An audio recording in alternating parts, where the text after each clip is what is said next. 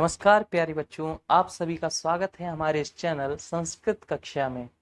तो अभी तक आपने देखा और सुना कि हमने संस्कृत कक्षा इस चैनल पर आपके सुभाषितानी पाठ के 6 श्लोक तक पढ़े हैं।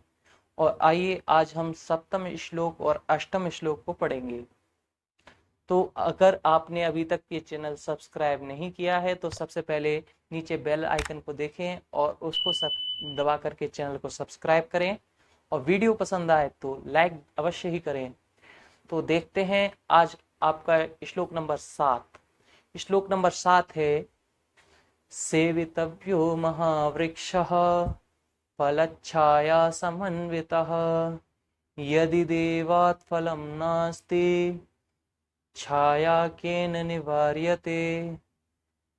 एक बार पुनः आवृत्ति करता हूं, आप ध्यान से सुने और पीछे पीछे दोहराएं।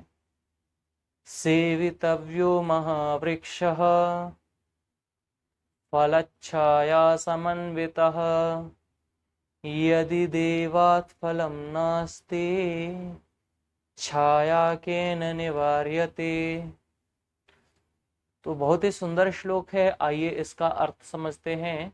सेवितव्यो महावृक्षः, सेवा करने योग्य। सेवितव्यो का अर्थ हुआ सेवा करने योग्य होते हैं कौन? महावृक्षः माने बड़े पेड़। जो बड़े पेड़ होते हैं वो सेवा करने योग्य होते हैं। तो सेवा का अर्थ है यहाँ पर उनका संरक्षण करने योग्य होते हैं।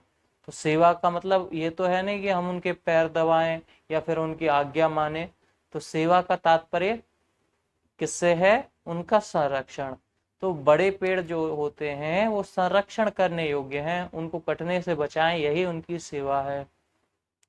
अब पेड़ की विशेषता कैसी होनी चाहिए? फल छाया समन्विता, फल और छाया से समन्वित होने चाहिए, फल और छाया से युक्त होने चाहिए। समन्वित का अर्थ होता है युक्त। यदि देवात फलम नास्ति, यदि देवात माने भाग्यवश फल नहीं है, यदि उस वृक्ष पर भाग्यवश फल नहीं आते हैं या फिर इस तरह का पेड़ है कि फल उस पे खाने योग्य नहीं है, जैसे कि नीम का पेड़ है, बरगद का पेड़ है, शीशम का पेड़ है, इस तरह के वृक्ष हैं जो जिन पे फल नहीं आते, तो उनकी क्या सेवा नहीं करें? यदि देवात फलम नास्ति, यदि भाग्यवश उन पर फल नहीं है तो छाया केन निवार्यते। छाया कौन? केन माने किसके द्वारा? निवार्यते माने दूर की जाती है। तो छाया कौन छीन सकता है उनकी? कोई नहीं छीन सकता, छाया तो दे रहे हैं कम से कम। तो ऐसे महावृक्षों की भी हमें सेवा करनी चाहिए। ऐसे महावृक्ष भी सेवा करने योग्य होते हैं। तो जरूरी नहीं है फल नहीं है तो उसकी सेवा नहीं करें। फल नहीं है, छाया तो दे रहे हैं, अवश्य ही उनकी सेवा करें, है ना। एक बार इसका अर्थ शुरू से समझ लेते हैं। हमें महावृक्षों की सेवा करनी चाहिए। जो महावृक्ष होते हैं वो सेवा करने योग्य होते हैं। ये कैसे महावृक्ष? फल और छाया से युक्त। यदि भाग्यवश उनमें फल नहीं है तो छाया किसके द्वारा छीनी जा सकती है? नहीं छीनी जा सकती, अर्थात उनकी भी अवश्य ही सेवा करनी चाहिए। इसको एक बार आवृत्ति कर लेते हैं। सेवितव्यो महावृक्षः फलच्छाया समन्वितः यदि देवात् फलम नास्ति छाया केन निवार्यते। बहुत ही सुंदर श्लोक था। इसके बाद अगला श्लोक है जिसमें हमें योग्यता के विषय में बताया है। श्लोक है अमंत्रम अक्षरम नास्ति नास्ति मूलमनौषधम अयोग्यः पुरुषः नास्ति योजकस्तत्र दुर्लभः। पुनः एक बार आवृत्ति कर रहे हैं, ध्यान से सुने और कोशिश करें, प्रयास करें कि आप इसको मेरे पीछे पीछे दोहराएं, जिससे आपका जो उच्चारण है वो शुद्ध हो सके। अमंत्रम अक्षरम नास्ति नास्ति मूलमनौषधम अयोग्यः पुरुषः नास्ति योजकस्तत्र दुर्लभः। इसका अर्थ है अमंत्रम माने बिना मंत्र वाला, मंत्र का अर्थ है शक्ति, बिना शक्ति वाला। अक्षरम नास्ति, अक्षर नहीं है, कोई भी अक्षर ऐसा नहीं है जिसमें शक्ति नहीं होती। हर अक्षर में शक्ति होती है, ठीक है।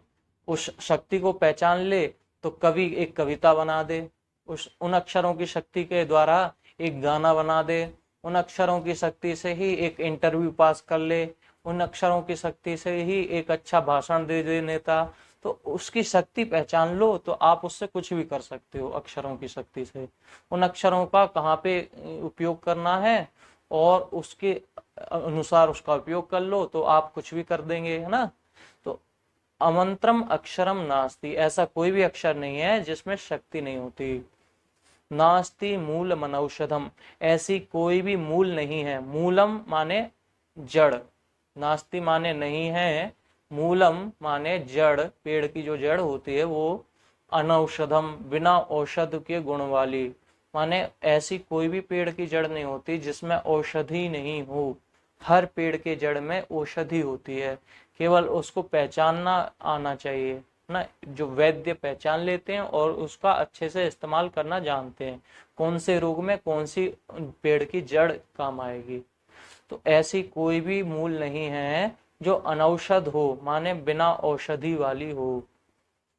अयोग्य पुरुषः नास्ति, ऐसा कोई भी पुरुष मतलब मनुष्य, ऐसा कोई भी मनुष्य नहीं है जो अयोग्य हो। हर मनुष्य में योग्यता है, किसी में खेलने की योग्यता है, किसी में खाना बनाने की, किसी में कपड़े सीने की, किसी में पढ़ने की। हर मनुष्य में योग्यता होती है, केवल योजकस तत्र दुर्लभा, योजक माने जोड़ने वाला, तत्र माने वहां, दुर्लभा माने बड़ी ही मुश्किल से मिलता है। जो बड़ी ही मुश्किल से मिले उसे कहेंगे दुर्लभ। हर चीज में योग्यता है, हर अक्षर में योग्यता है, शक्ति है। हर मूल में, हर पेड़ की जड़ में एक दवाई छुपी हुई है। हर इंसान में योग्यता है, केवल उन चीजों को, योजक माने जोड़ने वाला ही दुर्लभ है, जो उन चीजों से जोड़ सके। अक्षर की शक्ति को पहचानने वाला कवि, अक्षर की शक्ति को पहचानने वाला, एक भाषण बनाने वाला, भाषण देने वाला, वो भी दुर्लभ है। उसी प्रकार एक दवाई का योजक माने मूल पेड़ की जड़ से दवाई बनाने का जो योजक माने जोड़ने वाला, वो भी बहुत दुर्लभ है। माने वैद्य, बड़ी ही मुश्किल से मिलते हैं आज के समय में वैद्य। उसी प्रकार अयोग्य पुरुषः नास्ति, जो योग्यता, इंसान की योग्यता को समझ ले, ऐसा योजक।